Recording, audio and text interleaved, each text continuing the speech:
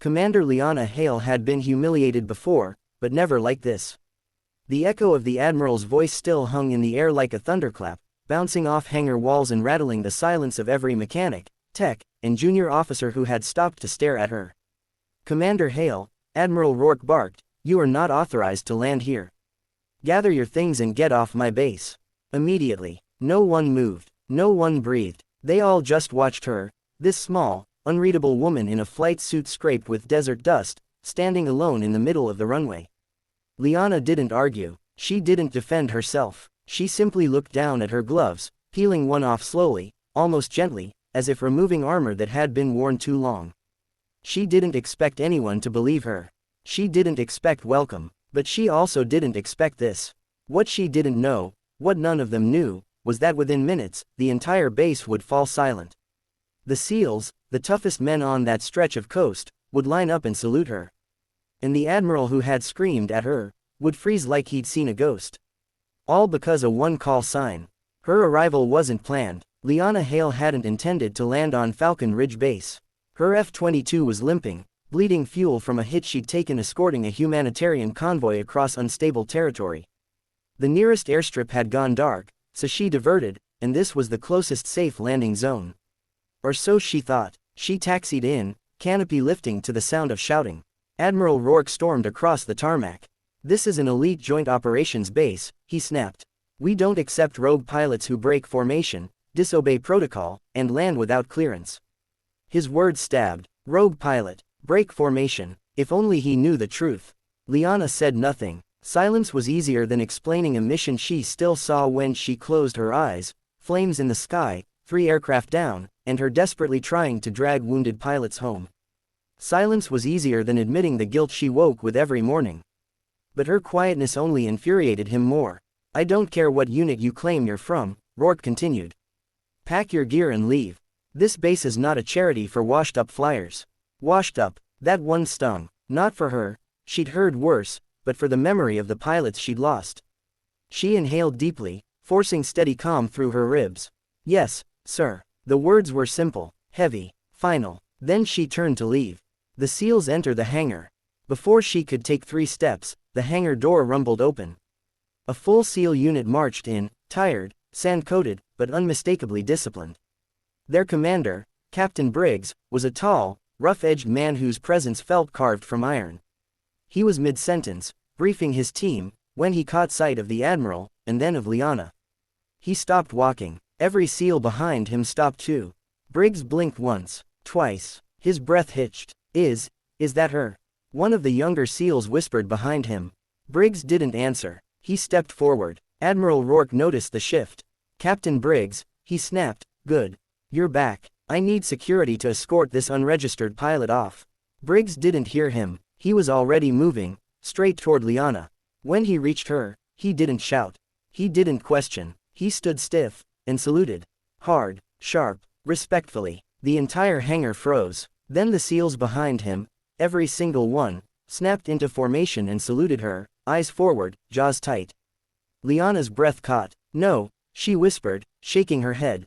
"You don't have to." But they already had. Admiral Rourke's eyes widened. "Captain Briggs, what are you doing?" Briggs didn't drop his salute. "Sir," he said evenly, "do you know who this is?" The Admiral opened his mouth, closed it, frowned. "A pilot who broke protocol." "No, sir." Briggs' voice cut cold. "This is Spectre." The word rolled through the hangar like a shockwave. Whispers burst everywhere. Tools dropped to the ground. Mechanics stared. Liana shut her eyes. Her call sign. The one she thought she'd never hear again. A ghost from classified files. Rourke's face drained of color. "Spectre," he repeated, barely audible. "As in, the Spectre." Briggs nodded. "The F-22 pilot who saved my entire team during Operation Iron Dusk. The one who flew into a no-fly zone alone. The one who took out 7 hostiles to protect ground forces stuck under fire." One SEAL stepped forward, voice cracking. "She's the reason I'm alive. I'd never even seen her face until now." Another added quietly, "We thought she died. Intel said her jet went down." Liana swallowed hard. "It should have," she whispered. 3 jets did. Briggs dropped his salute but stood tall, chest tightening. "You brought my men back when we had no air support. You disobeyed orders to save us." Rourke looked shaken. I didn't know. You didn't ask, Briggs said. Silence hit again. Liana wasn't angry, only tired. So tired. I wasn't supposed to survive, she murmured.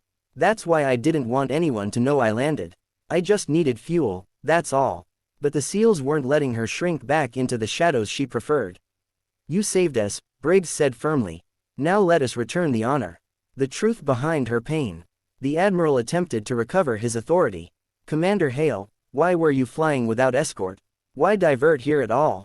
Liana stared at the ground. Briggs placed a careful hand on her shoulder. Let me answer, sir. She wasn't disobeying. She was covering for pilots who didn't make it. She flew their formation alone. She brought home what was left. Liana flinched. Briggs continued, voice low but strong. She's not rogue. She's grieving. The hangar softened. Men who had judged her moments ago now watched with understanding. Rourke exhaled. Commander Hale, you don't need to apologize, sir, she said gently. I wasn't supposed to be anyone anymore. You are, Briggs said. To us. A call sign reclaimed. Admiral Rourke straightened, shame flickering in his eyes. Commander Hale, Spectre, this base is honored to have you here. Stay as long as you need. Let us repair your aircraft, debrief you, refuel you. Liana almost smiled. Almost. I don't need a title, she said softly. I just need to know I didn't fail. Briggs shook his head. Failure. Commander, you turned a hopeless ambush into a rescue. You saved an entire SEAL unit. You didn't fail. You fought when no one else could. The youngest SEAL stepped forward. Ma'am, if you ever need us, any of us, we'll be there. No hesitation. One by one, they stood straighter. One by one, they saluted again. Liana's throat swelled. For the first time in months, her shoulders loosened, not under the weight of shame, but under the warmth of recognition. She nodded slowly, a tremor of emotion in her voice. Thank you, all of you. A new mission. They repaired her jet. They gave her space to grieve. But they also gave her something she didn't expect. Purpose. She trained new pilots. She debriefed tactical units. She helped rebuild operation strategies using the principles that had kept her alive, and saved those SEALs, when everything fell apart.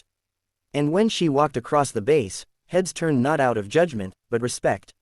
Spectre had returned, not as a ghost, but as a leader. Final message. In the end, her story wasn't about being underestimated. It wasn't about an admiral's mistake or the shock of a call sign. It was about something deeper, something every soldier, every human being, needed to hear. That even when you feel broken, even when the world misjudges you, even when guilt buries your voice, your worth doesn't vanish, it waits to be reclaimed. Just like hers, just like Spectre's.